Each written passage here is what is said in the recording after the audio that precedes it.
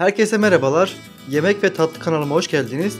Bugün hepimizin bildiği, aynı zamanda geleneksel bir Türk tatlısı olan şekerpareyi yapacağız.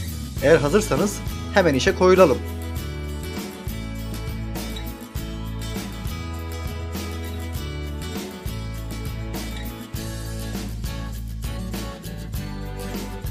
Şekerparemizin tarifi şöyle: un 500 gram, tereyağı 250 gram, pudra şekeri 130 gram, irmik 60 gram, kabartma tozu 10 gram, toz vanilya 5 gram ve yumurta 3 adet.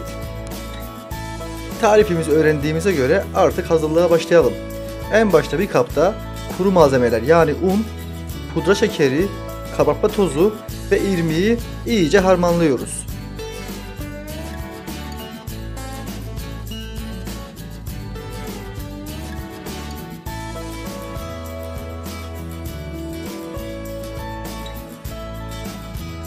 Daha sonra kalan malzemeler, yumurta ve tereyağını ekleyerek hamurumuzu yoğurmaya devam ediyoruz.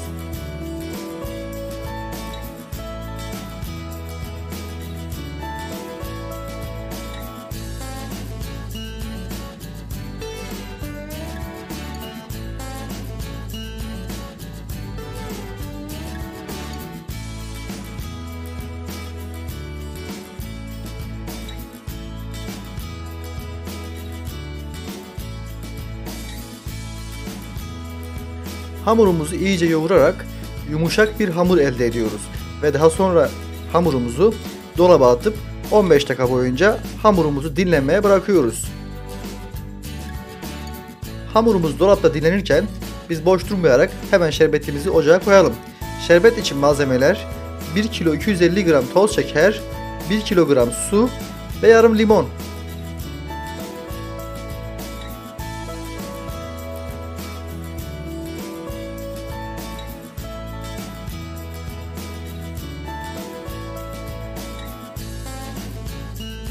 Bütün malzemeleri tencereye koyup ocağa kaynatmaya bırakıyoruz.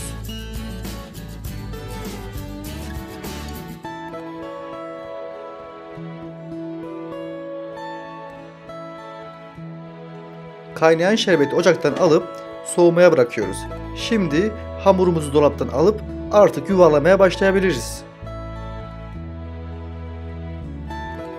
Şekerparelerinizi yuvarlarken büyüklüğü ve küçüklüğü size kalmış bir şey. Büyük veya da küçük yapabilirsiniz. Ama ben ceviz büyüklüğünde yapmayı tercih ettim.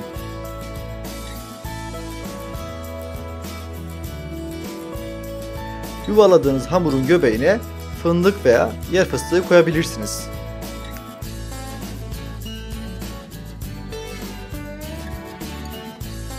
Ve artık şekerpareler fırına gitmeye hazır.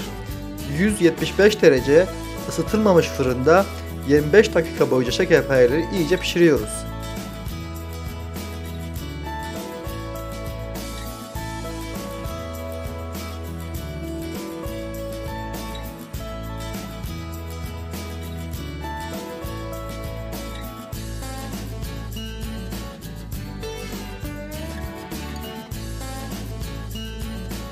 Soğumaya bıraktığımız şurubumuzu fırından çıkan sıcak şekerparelere hemen ekliyoruz.